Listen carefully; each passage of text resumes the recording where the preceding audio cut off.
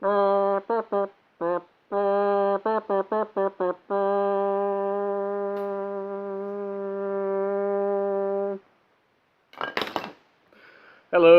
welcome to my new vlog, number 5, which has just got kicked over there. I was hoping to kick it out of the shop, didn't work. Kicking or flicking if you do it with your hands. Right, sensible stuff that makes sense. Things I've been currently working on, right, so currently working on, in fact halfway through, and decided to stop and try and make a video. Focus is not a thing available to me at the moment, apparently. I'll take better pictures later. This is a thief miniature that I've put together from various plastic bits. It includes a Perry Miniatures mercenary body, Frostgrave cultist head and arms, bits of, I think, Frostgrave cultist equipment for the back, and one Mordheim crossbow pistol. And this will be a new character player for my new player who will be joining us at this Sunday's game. We are holding an extra game this month. Yeah, focus is still not a thing. This is about halfway painted. I'll take some nice pictures of it when it's finished. Things look focused for the back there somewhere. It doesn't matter. Yep. This, yeah, it's about half finished. I'm experimenting with a darker skin tone on this. I'm not sure how well it's going to show up on the camera, but I think in the final photos it will show up fine.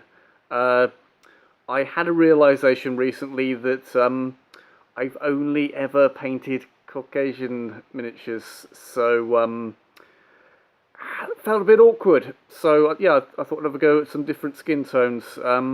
This guy's not finished yet, but will be of a more dark skin tone, and should add a little bit of, let's call it diversity to my miniatures. Right, you can go over there and I'll paint you later, or finish painting you. Right, this, oh, again, because focus isn't the thing, this won't help me. This is a pre-painted 3.5 era D&D miniature that I have repainted to look nicer. It's supposed to be a wolf, but it's a lot smaller than the wolves I've got, so it's going to be a wolf pup, and will become an element in Sunday's game, hopefully, if the players get round to encountering it. You sit over there. Right. I have two hands. Right. Other things. So, things I finished this week. This little barrel, which was a bonus miniature from an order I did from Toad King Games, who sent me big piles of skulls, which you might have seen photos of elsewhere. I can't remember if I've included them in a video yet. Maybe I should include them in a future video. Yep, so this got finished the other day. It's brown. Brown is going to be a big theme with the rest of these miniatures. Shall I keep things in shot? Shall I? Let's do that sort of thing, yeah. You can go back there, Mr. Thief. Right. I also made an outhouse. I don't know if it's in time. There was a challenge to make outhouses on one of the Facebook groups. Not called Scotty DM Scotty's thing. It's called like the Tabletop Crafters Guild or something. I need to make an outhouse for a scenario I have in mind for the future anyway. So I made one. I might take pictures and include it in that challenge if that is still going on. I might have left it a bit late. This is a huge chunk of balsa wood, cut to shape, and then surrounded by craft sticks, which are essentially lolly sticks. Sort of carved them and stuff to make them look more rustic and wooden. Yep, it's covered in that. A couple of coffee stirrers, and different thicknesses of craft sticks to make up different bits of it. Those hinges are little strips of cardboard. Another little bit of cardboard's been used to make that note pinned on the door. The nail that's pinning it to the door is a pin. That's a great sentence to have said.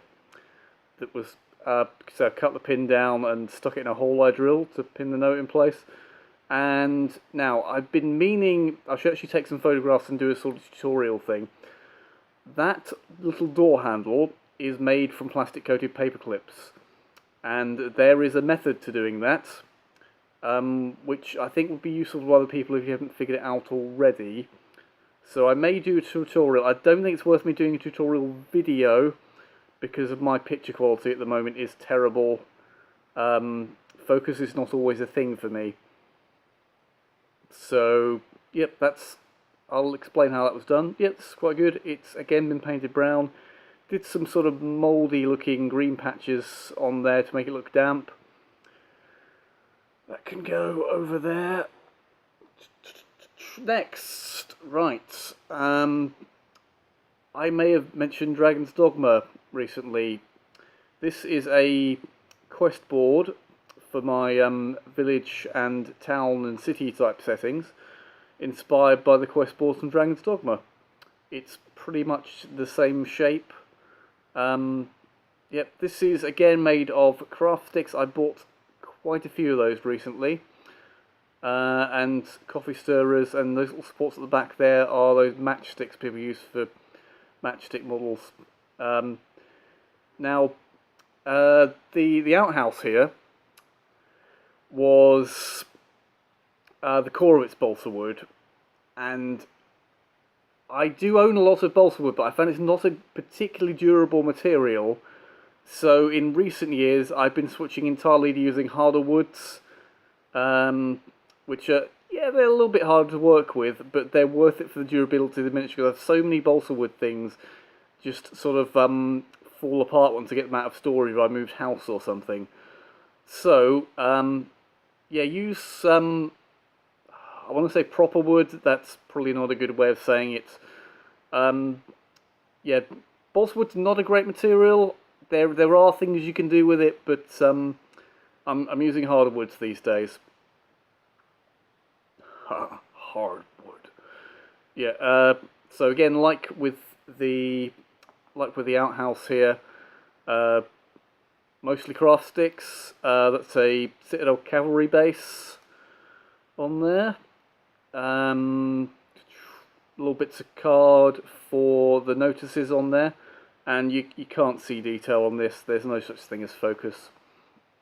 I'll take some photos later, but yeah, there's what looks like writing from a distance on there, which is done with a very fine brush, and there is there. I used an engraving machine I own, which I haven't really used that much, to put a bit of writing on there. Even if this focus, you wouldn't be able to read it because it's well, it's not in you know, your typical European alphabet there. I've used a Tolkien elf font, and what I did is I wrote quests in that and then carved it onto there. Now the Dragon's Dog one's got something similar looking on there, but I didn't know what it said, so I didn't replicate it exactly or whether it said anything. But yeah, thought it'd be just a nice touch. It looks very much the same sort of font that I used. It's a I'm probably going to mispronounce it, so I won't say it's. Yep, it's that. Right. It's a Tolkien Elf font. I might post a link to it if anyone asks on the Facebook page or something to that degree. Right, I'm coming up on the 9-minute mark I've just passed. So, although I had a few more things, I've been waffling on for too long. I'm just going to show you one more thing I've been doing, and other things I will show you some other time. This is a road sign that I've made. It's based on a washer to keep it upright because it's wooden and quite tall. And I used Anglo-Saxon runes, and these say things like sign, I think over there, this way, and elsewhere. I seem to remember. I can't remember which ones say which now. Not off the top of my head. That's probably obvious from the lengths, but yep, they're on there. This was inspired by the signs in Fable. We are about to reach the 10-minute mark. So I'm going to go off that way and say goodbye.